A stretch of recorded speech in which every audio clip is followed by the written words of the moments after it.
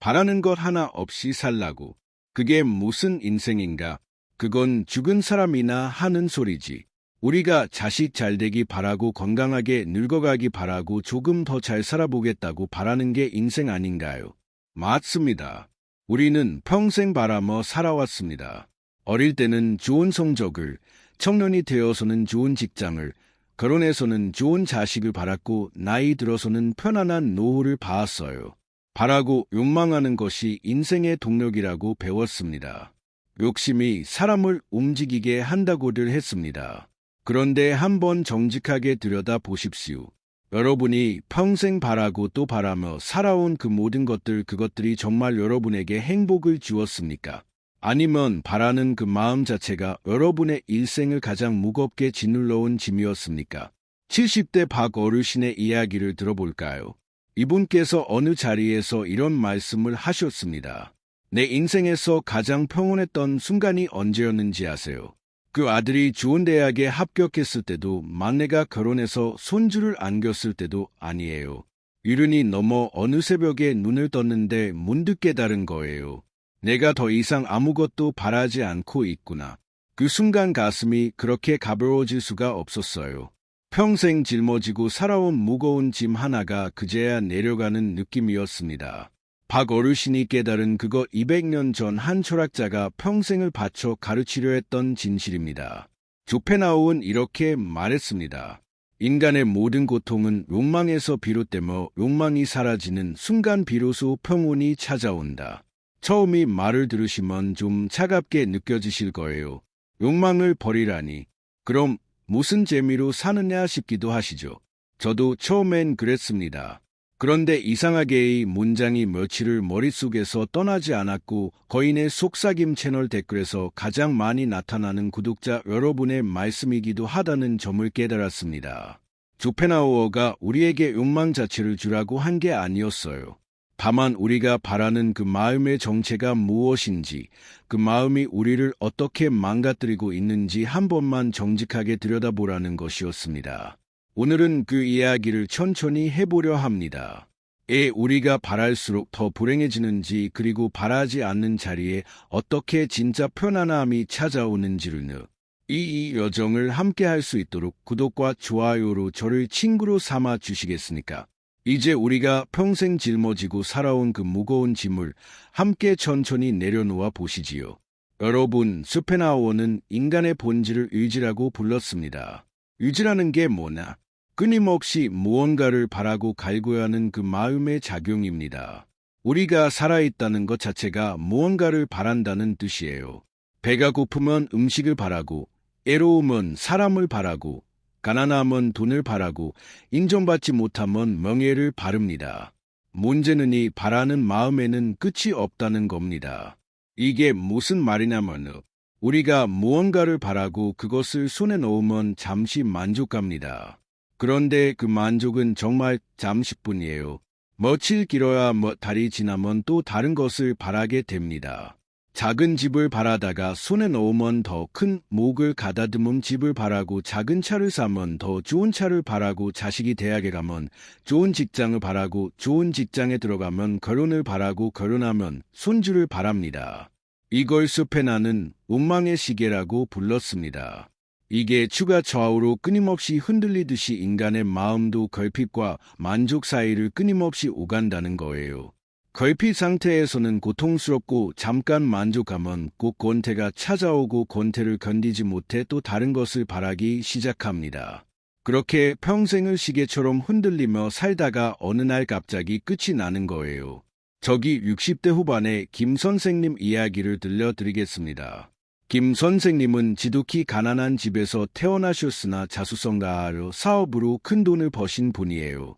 30대의 작은 가게로 시작해서 50대 초반에는 직원이 200명 넘는 회사 사장이 되셨습니다. 누가 봐도 성공한 인생이었어요. 그런데 이분이 60대에 들어서면서 우울증이 찾아왔습니다. 가족들도 이해했어요. 평생 바라던 것을 다 이루신 분이 일어나 싶었던 거지요. 이분이 어느 날 가족에게 이렇게 말씀하셨답니다. 내가 평생 무언가를 바라고 그것을 향해 달려가는 게 인생이라고 믿었어. 그런데 막상 다 이루고 보니 바랄 게 없어진 거야. 그러니까 내가 누구인지를 모르겠더라고. 평생 바라는 마음으로만 살아온 사람은 바랄 게 없어지면 자기 자신도 사라져 버리는 거였어. 이게 무슨 뜻이냐 하면 우리는 평생 무언가를 바라는 그 상태를 인생이라고 착각하며 살아왔다는 겁니다. 정작 그 바람이 나를 행복하게 해주었는지 경건하게 해주었는지는 한 번도 물어본 적이 없어요. 그저 바라고 또 바라며 그것이 사는 일이라고 믿었던 거지요. 여러분 한번 가슴에 손을 얹고 들여다 보십시오. 지금 여러분이 가장 간절히 바라고 있는 그것이 손에 들어오면 정말 행복해질까요? 아니면 또 다른 것을 바라기 시작할까요? 지나간 일생을 돌이켜 보세요. 그토록 간절히 바라서 손에 넣은 것들 중에 지금까지 여러분의 평온을 지켜주고 있는 것이 몇 가지나 됩니까? 대부분은 손에 들어오는 순간 또 다른 결핍의 시작이었을 겁니다. 우리는 그것을 무시하고 평생을 달려왔습니다. 조펜하우어가 차가운 말로 우리를 깨우치려 한 이유가 바로 여기 있습니다.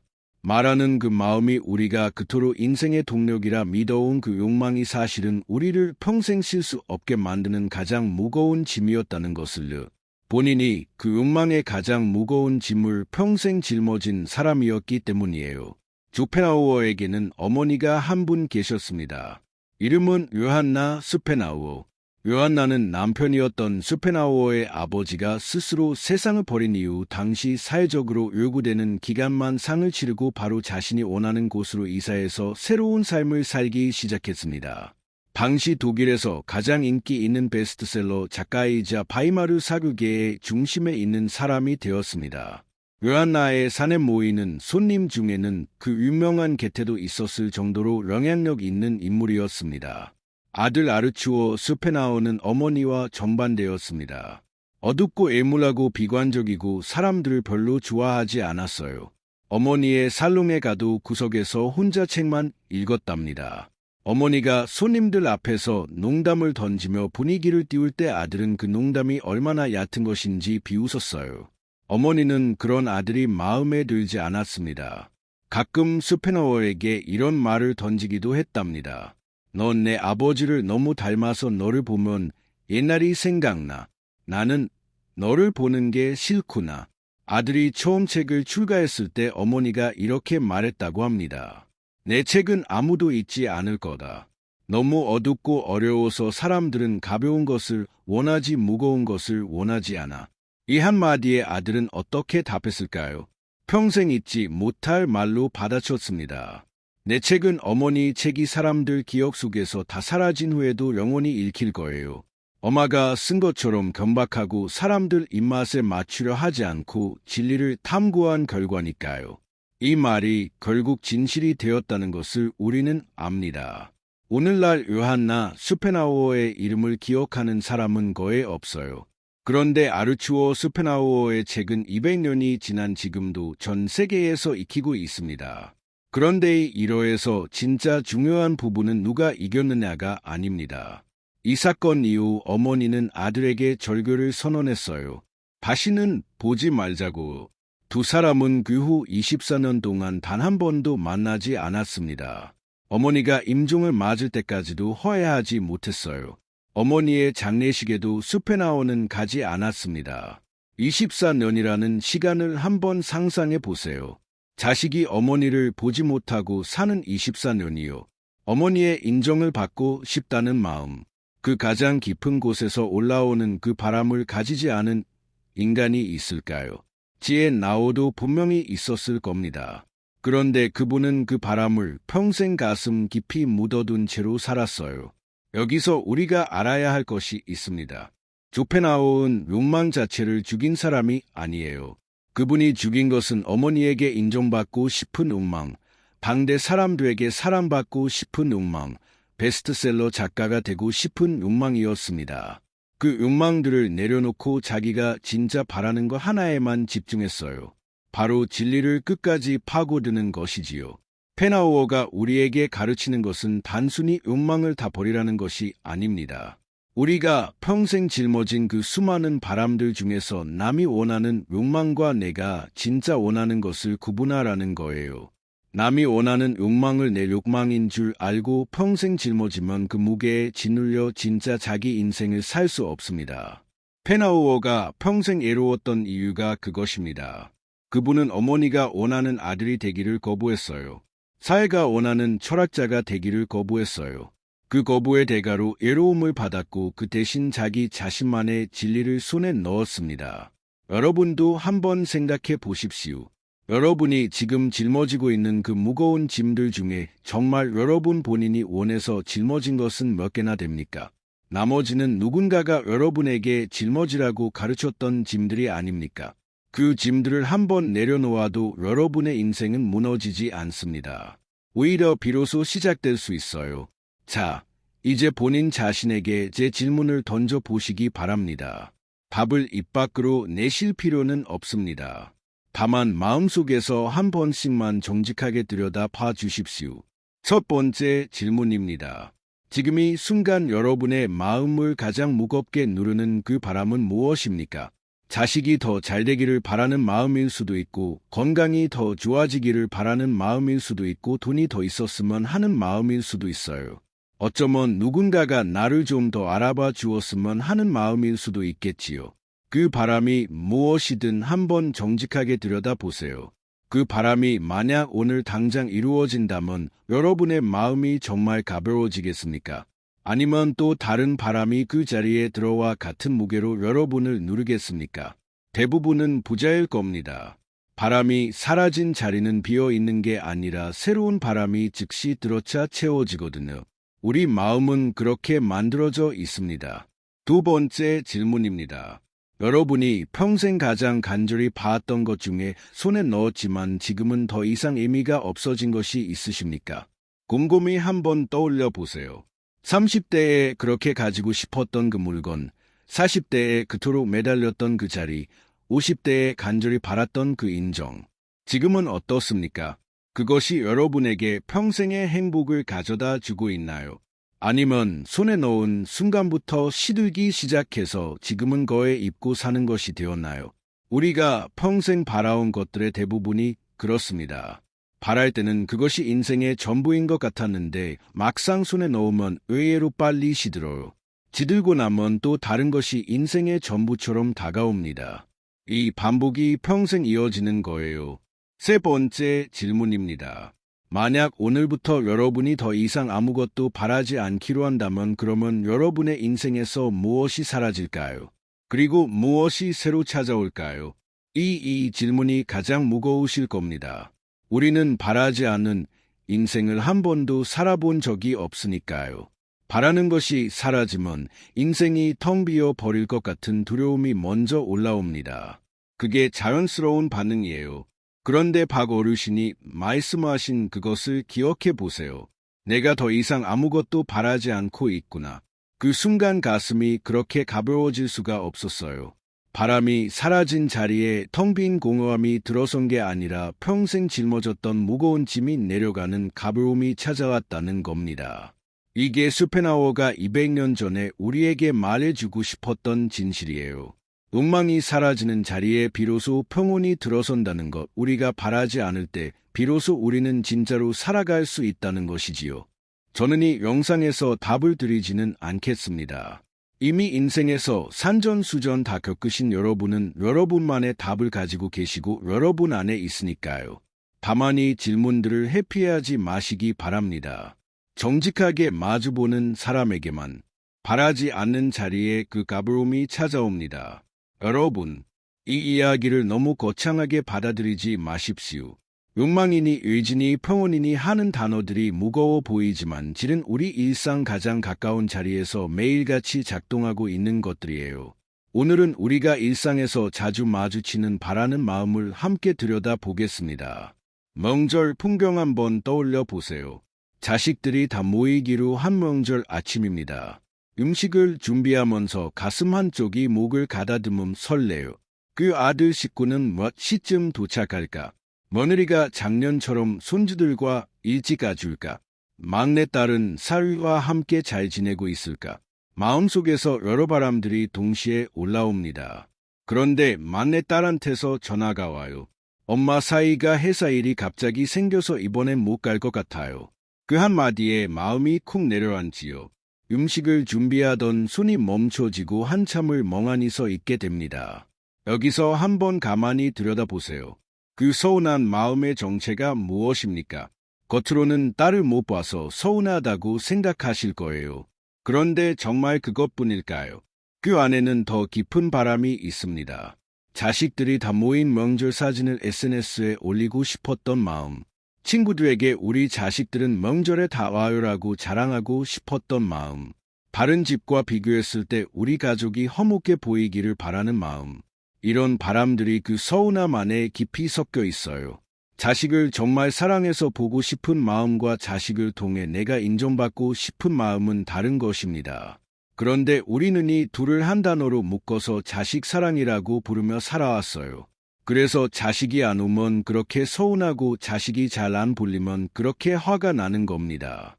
그 안에 내가 인정받고 싶은 욕망이 함께 들어있기 때문이에요. 동창회 한번 떠올려 보세요. 오랜만에 만난 친구들과 차를 마시는 자리 처음엔 그저 반가워. 그런데 한 친구가 자식 자랑을 시작합니다. 우리 큰애가 이번에 부장으로 승진했어. 또 다른 친구가 받아칩니다. 우리 막내는 의사 시험에 붙었지. 그 자리에서 갑자기 마음이 무거워지지요. 우리 자식 이야기는 꺼내기가 망설여집니다. 이 마음의 정체도 한번 들여다보세요. 친구들의 자식을 진심으로 축하해주는 마음과 우리 자식이 그들보다 못해 보일까 봐 두려운 마음은 완전히 다른 것입니다. 그런데 그 둘이 우리 안에서 동시에 작동해요. 친구를 축하하고 싶은 마음 위에 우리 가족이 부족해 보일까? 두려운 마음이 무거운 그림자처럼 덮여옵니다. 이게 바로 쇼펜하우어가 말한 의지의 작용입니다. 우리가 어떤 자리에 있든 어떤 사람을 만나든 마음 깊은 곳에서 끊임없이 무언가를 바라고 있어요. 그 바람이 충족되지 않으면 서운하고 비교당하면 위축되고 가지지 못한 것을 보면 지식이 심히 올라옵니다. 그런데 한번 상상해 보세요. 만약 우리가 그 자리에서 아무것도 바라지 않는다면 어떻게 될까요?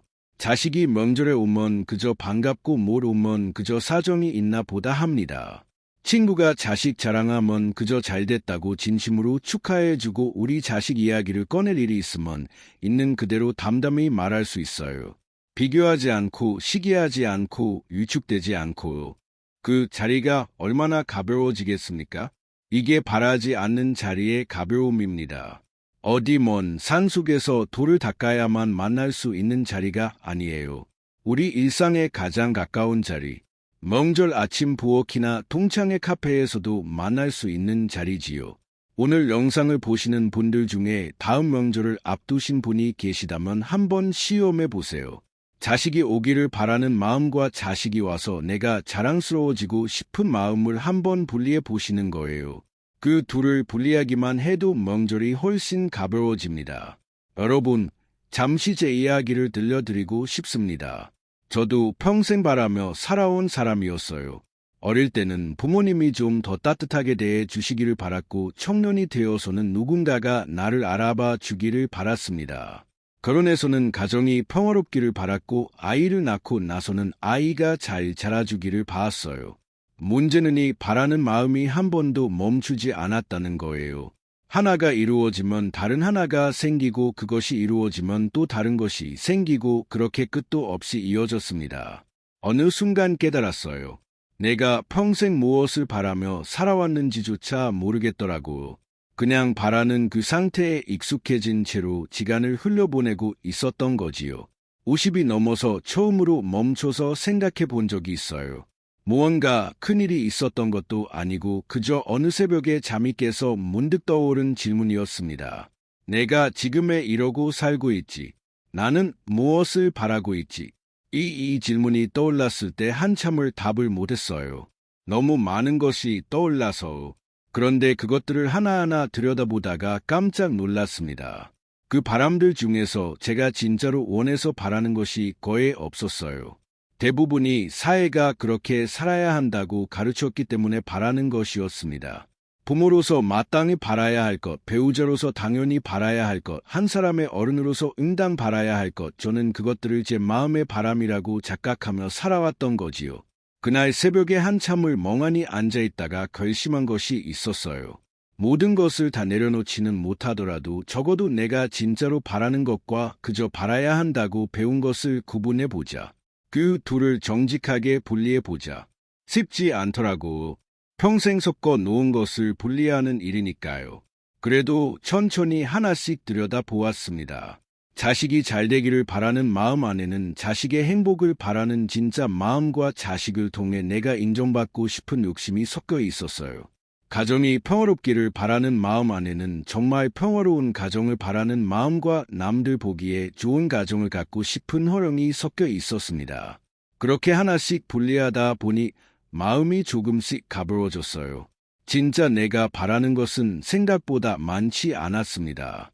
대부분은 바라지 않아도 되는 것을 평생 바라며 무게로 지고 살아왔던 거였어요. 솔직히 저도 이게 여전히 잘 안 됩니다. 마음이 자꾸 무언가를 바라거든요. 새로운 일이 생기면 그것이 잘 되기를 바라고 누군가를 만나면 그 사람이 나를 좋아해 주기를 바랍니다. 그래서 이 이야기는 누구를 가르치려는 게 아니에요. 너 자신에게도 천천히 하나씩 들려주고 있는 이야기입니다. 여러분, 오늘 밤 잠자리에 들기 전에 한 번만 자신에게 이렇게 물어봐 주십시오. 내가 지금 바라는 이거 정말 내가 바라는 것인가? 아니면 바라야 한다고 배워서 바라는 것인가? 이 질문 하나가 평생 짊어진 무거운 짐을 하나씩 내려놓는 시작점이 될 수 있습니다.